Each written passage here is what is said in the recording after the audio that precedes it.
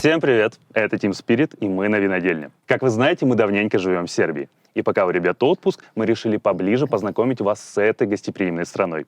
Сегодня мы с Ильей посетим старинные погреба, выпьем сербского вина и, самое главное, душевно поговорим. Илюх, как твой отпуск? Прекрасно. Твой как? Мой не настолько прекрасно, я мейджор не выигрывал. Понимаю. А ты ездил куда-нибудь? Нет, я решил остаться в Сербии, потому что меня задолбали, перелеты. И я понял, что я хочу отдохнуть без всего вот этого. Перелет в Америку, спасибо, ПГЛ, меня немножко расстроил. По поводу длительности перелетов, и я понял, что я не хочу этого, потому что перелет в Сингапур будет длиться 17 часов. И я понял, что мне это не надо. А ты ведь с девушкой сюда переехал? Да. А ты о ней никогда не рассказываешь? Да и в целом о своих отношениях. Кто она и как вы познакомились? Я зовут Эля. Познакомились мы года 2 назад, может, 2,5. Она меня троллила. Короче, я сидел на стриме, там было где-то человека 3. Мой друг киргиз и Эля, и какой-то рандом. Она сидела, троллила меня на стриме, меня это бесило. В итоге я ее добавил в друзья в стиме, и так мы начали общаться. А сколько у тебя было девушек до нее? Если честно, я не помню. Я встречался в школе, то есть я где-то брал перерыв от доты, можно сказать, где-то с 14 по 15 лет, может, с 13 по 14, я не помню. И там я плотно занимался своей личной жизнью. Я так понимаю, успешно. Да, но если брать в цифрах, то, наверное, 5 или 6. Ого! А Да, тебе 19 лет? Да. Ну, ты знатный ловелас, получается. Да, можно так сказать. Твоя девушка знает, сколько у тебя их было до? Да. Как она к этому Конечно. относится? Да, нормально. Знаешь, у всех была бурная молодость. И вещи, о которых мы не хотим говорить. Нет, не было. У меня нет ни одного зашквара, 0 скелета в шкафу. Молодой ты еще. Да, получается так. 1xBet – официальный партнер Team Spirit. Переходи по ссылке в описании на сайт нашего партнера 1xBet, чтобы смотреть наши матчи было еще интереснее. Ты выиграл инт, потом мажор.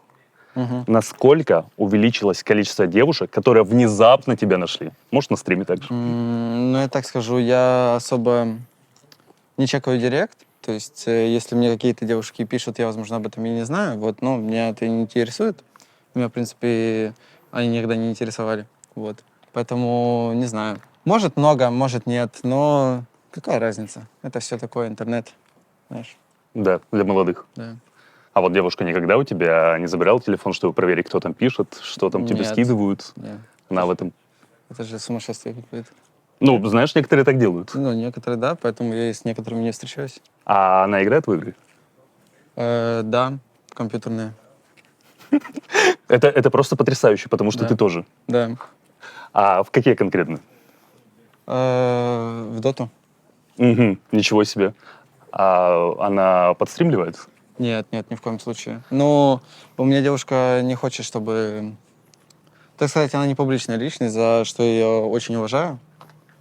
И поэтому она это не раскрывает. В принципе, я бы делал точно так же на ее месте, если бы мог. А есть ли в ней какие-то киберспортивные зачатки, которые ты видишь и сравниваешь с тем, как ты начинал, например, играть в доту, и что ты ей подсказываешь сейчас? Можно сказать и да, даже в плане ментальном подходе до игр, но в целом, я думаю, до именно киберспортивной составляющей еще далеко. И ты, и твоя девушка внезапно оказались в другой стране. Как вы здесь обосновались? Обосновались мы хорошо здесь. То есть нам, в принципе, Сербия нравится. Мне кажется, это в будущем станет таким, знаешь, оплотом для СНГ киберспорта Сербия.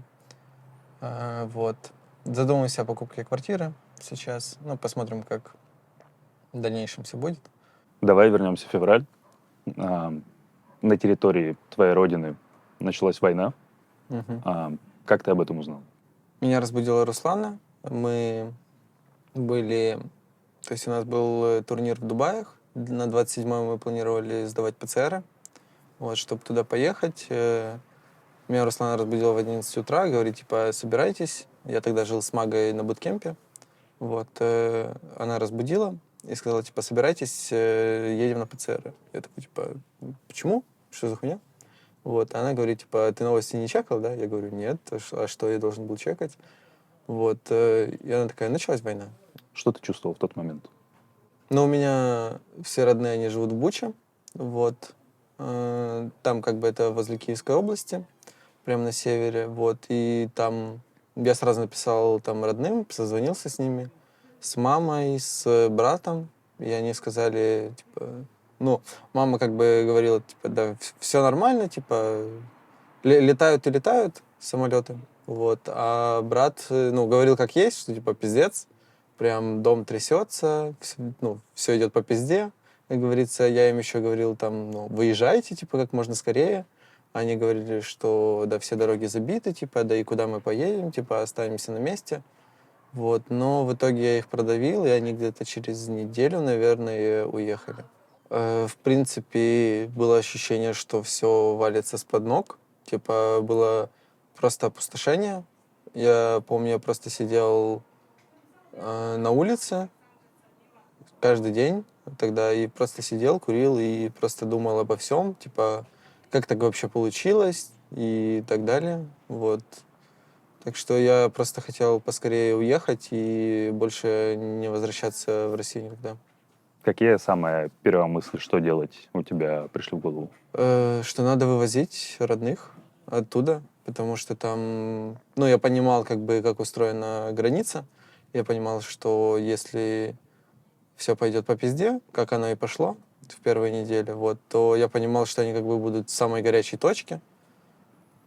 И сразу написал там своим друзьям, своим подругам из Бучи, вот, написал, как они, типа, где они и так далее. Некоторые успели уехать, там в 5 утра они сразу уехали, как только об этом узнали.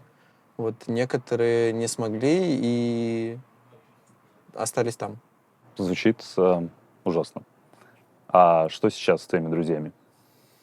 Я держал плотный коннект, можно сказать, с одной подругой, с Викой. Вот, со всеми остальными они вроде смогли выехать, а Вика там была уже, когда была оккупация. То есть я с ней держал, я ее подбадривал как-то, это меня оставляло, можно сказать, на плаву. Вот, и я ее там подбадривал, потому что она жила в частных домах, и там был, ну, то есть полный пиздец. Она мне скидывала там фотки, где у них танки ездят. Она мне говорила, что у нее мина упала на участок. Вот, так что... Но она смогла выехать, сейчас она в Америке, обосновываться, можно сказать, новую жизнь. Вот, с ней все хорошо. Мы сейчас также переписываемся, и вроде с ней уже все гораздо лучше. Где сейчас твоя семья? Они остались там же, то есть в Буче они живут. Мама вообще на позитиве, то есть она не расстраивается по этому поводу. Как бы ремонт мы уже сделали, и ей уже намного лучше, ну и все хорошо, в принципе, у них. Что она тебе говорит по поводу того, что у нее военные действия буквально под носом? Но сейчас там уже военных действий нет в области. То есть уже намного все спокойнее, и они, в принципе, хорошо себя чувствуют. Буквально через несколько дней после того, как все началось, вам нужно было лететь в Дубай и играть турнир.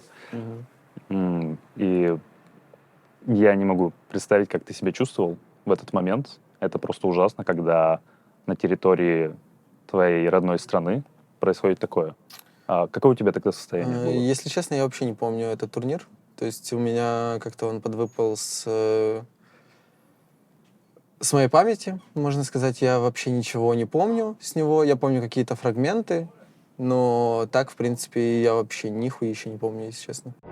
Еще до войны вы вместе с Мирой снимали квартиру. Расскажи, как возникла эта идея. Ну, я приехал после инта в Бучу к родным, вот, и я понял, что я хочу пожить один, вот. И Мира тоже тогда хотел пожить один. В принципе, так мы и стакнулись. Вот. Почему вы разъехались в итоге? А перестали жить, потому что мы больше не хотели жить вместе, в принципе. Ну, конечно, эксперимент был, можно сказать, неудачный, вот, поэтому решили разъехаться. А с кем из своих тиммейтов тебе сложнее всего уживаться? С Саней, скорее всего. Почему? Ну, он такой человек, который не видит личных границ. Вот. То есть ему с этой в Корее не понравится. Как вы пытаетесь регулировать свои отношения? Ну, можно сказать, я привык, в принципе, к нему. Так что мне это иногда даже нравится. В чем это проявляется? Ну, он может к тебе очень близко подойти. Вот так вот, например, стоять Ой-ой. с тобой говорить. Да. Ну, в принципе, ничего неприятного пока нет. Ну, да, пока это не Александр Хартек. Как-то еще может быть? Да, в мелких вещах, но с ним бы я жить вместе точно не стал. То есть бытовуха прям Да. очень плохо все. Да. Например, мы жили с ним вместе на буткемпе как-то раз. Вот, он предложил поспать в одной кровати. Я подумал, что это, конечно, очень заманчивое предложение, потому что Александр очень сексуальный парень. Ты рофлишь. Нет. Но, в принципе, я решил отказаться от этого. У нас вторая половина сезона, вплоть до мажора в Арлингтоне, была провальной. Да. А как ты думаешь, почему так получилось? Ну, там было очень много факторов. В принципе, это, во-первых, смена локации, то есть новая страна, надо было обустроиться. Во-вторых, это то, что лень присутствовала у некоторых игроков. В принципе, не было отдачи. Я это чувствовал очень сильно. Вот, меня это вгоняло в тильт, и меня тоже это иногда фокусило, можно сказать, на этих вещах. Вот, я не мог спокойно сидеть играть. И из-за этого у нас возникали проблемы в коммуникации в большинстве своем. Из-за этого, мне кажется, очень большой провал наступил на мажоре в Швеции. В Риаде Карбен даже провел серьезный разговор с командой. О чем тогда шла речь? Если грубо говоря, нам было не то что впадлу друг с другом играть, но чувствовалось, что... Короче, не было энтузиазма, не было желания, не было веры в тиммейтов. Вот. Димон сказал, что все хуйня, кроме пчел. Вот. И поэтому нам надо было, ну, как бы собрать раму и просто нормально играть. Потому что как бы не зря играем. Вот. И это очень... Это на самом деле дало большой буст, потому что ты как бы... Даже если ты делаешь это искусственно, все равно потом ты замечаешь такие вещи, как бы хорошие моменты, и уже за счет этого уже нарастает уверенность в тиммейтах. А ты сможешь припомнить какие-то слова? Потому что после этого разговора прям в горы результаты пошли. В целом это то, что надо верить в тиммейтов, типа не запрещать там героев, не... Короче, давать свободу действий именно игрокам в большей степени. Вот. Но это лично со мной такой разговор был. Вот. В принципе, это на самом деле дало большой буст нашей команде. Давай поговорим немного о деньгах. Давай. Была ли такая вещь, которую ты мечтал купить до винта, но сейчас даже не задумываешься о покупке? Ну, я, в принципе, не задумываюсь о покупках, в принципе, каких-либо, если мне хочется. Но я так скажу, если это вещь какая-то, вот, например, как VR я купил, супер бесполезная хуйня, то есть я об этом думал, типа, хочу ли я это, не хочу. Я понял, что я хочу этого, я купил это, мне не понравилось, это была ошибка, вот, и поэтому, ну, я покупаю все, что я хочу. Как ты помогал родным после выигрыша такой огромной суммы денег? Родителям я дал на ремонт деньги, вот, чтобы они сделали ремонт, который они делали 12 лет. И отцу дал, чтобы он вылечил зубы себе. Может, друзьям еще как-то помогал? Я помогал друзьям во время войны, то есть я скидывал им деньги, чтобы... Ну, у них, в принципе, были деньги, и они могли там... То есть они все оказались в очень странных условиях, вот, и они все не богаты, и чтобы у них как бы были на свои карманные расходы, можно сказать, чтобы они не унывали. Типа это самое маленькое, чем я могу, в принципе, им помочь. Okay, guys, welcome. Today we will taste some very nice wine. So very important, is it wine bright? Do you see some hazy or something like that? No, it doesn't have to be. So it's very important that wine be clear and has kind of healthy. You can do like this. Белое папиросовое вино, просто белое. You can do in your hand, it depends, are you sure how to swirl the wine? Why we are doing this? Because we want to Breathe.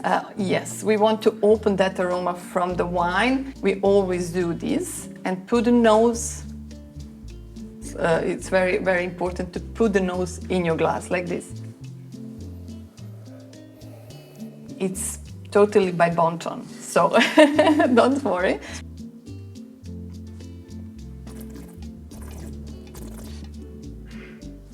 Don't spill the wine. I know it's looking very funny, but it's actually all professionals are doing this. Bravo. What do you like most?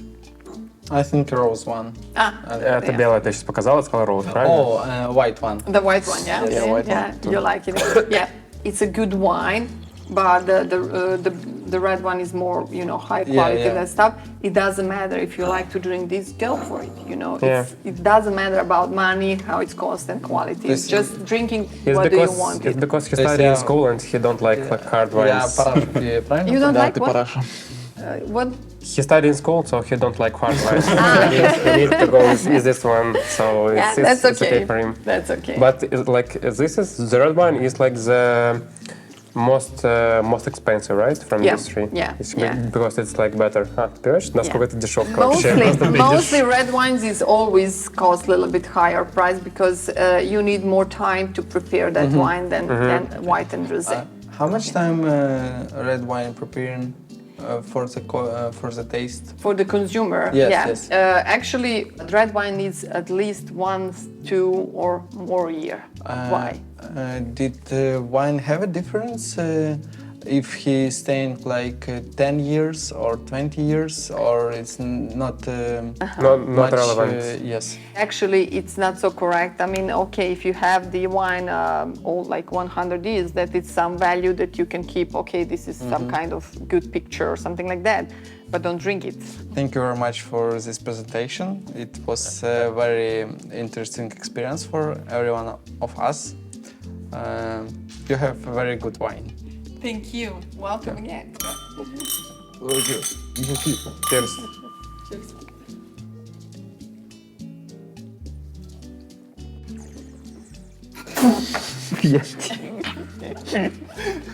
Хорош, Маган. Блиц. Каким был твой первый раз? Ужасным. Приходилось ли тебе драться? Да. В 9 классе. Это была твоя последняя драка? Возможно. Возможно, нет. Возможно, меня так пизданули, что я не помню. Но то, что я запомнил, было в 9 классе последний раз. Ты когда-нибудь крал что-то? Да.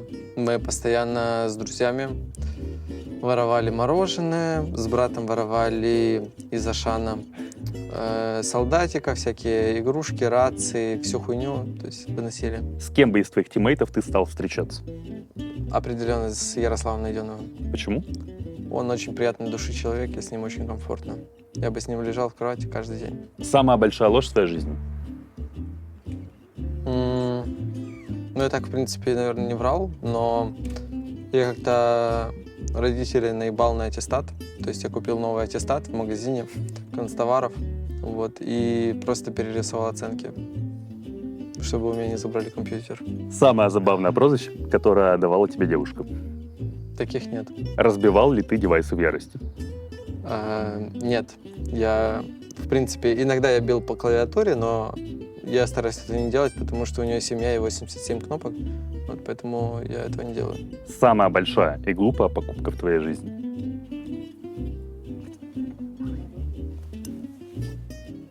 Вот это, блядь. Почему? Это абсолютно бесполезная хуйня. Почему ты не купишь другой? Я куплю. Скоро iPhone выходит. Попробую все-таки iPhone. Никогда не. Никогда не пользовался, правда. Так сколько он стоит? $2000. Что тебя возбуждает в девушках? Чистая кожа и манеры. Самая дорогая вещь, которая у тебя есть? Компьютер, наверное. Сколько стоит? 5000, по-моему, долларов. Самое жесткое происшествие в твоей жизни? Короче, я ходил как-то на заброшку. Ну, не на заброшку, а на стройку с корешем. Вот. На меня там охранник спустил собак, и я разрезал себе руки полностью на заборе. Вот. Когда Господи. убегал. А шрамы остались? Да, вот, если я сделаю вот так, вот ты увидишь. Много выигранных денег с НТ осталось? Да, почти все. В процентах. 95. Что будешь делать с остальными? Да не знаю, куплю, скорее всего, машину, квартиру, вот. И, в принципе, буду жить, не тужить, как говорится. За кого стыдно в комьюнити Доты? За Дахака. Почему? Но он, когда играет, он вот так вот футболку делает, и это отвратительно. Какую самую токсичную вещь тебе говорил тиммейт? Я играл как-то в стаке, вот, с ребятами. У меня был ранг 700, что-то 800, а там у мидера был ранг 100, 150, 180, где-то так. Вот, и мы как-то проигрываем очередную игру, и он говорит, типа, почему вообще с тысячником играем вместе в команде? Ничего токсичнее тебе не говорили? Нет, это самая обидная вещь, которую мне говорили, в принципе. Расскажи, про что был твой самый сложный разговор с менеджером или SEO? О замене игрока. В этом стаке? Да. Ну что, Илюх, спасибо за интервью. Было Спасибо классно. тебе. Ну что, друзья, спасибо за просмотр. Спасибо за просмотр. Продолжайте. Подписывайтесь. На наш канал, на наши соцсети, Телеграм, Инстаграм. Подписывайтесь на мой Телеграм-канал, я его рекламирую бесплатно. И Вот. ставьте лайки и комментарии под этим видео. Да, комментарии мы все читаем. Я лично перед сном.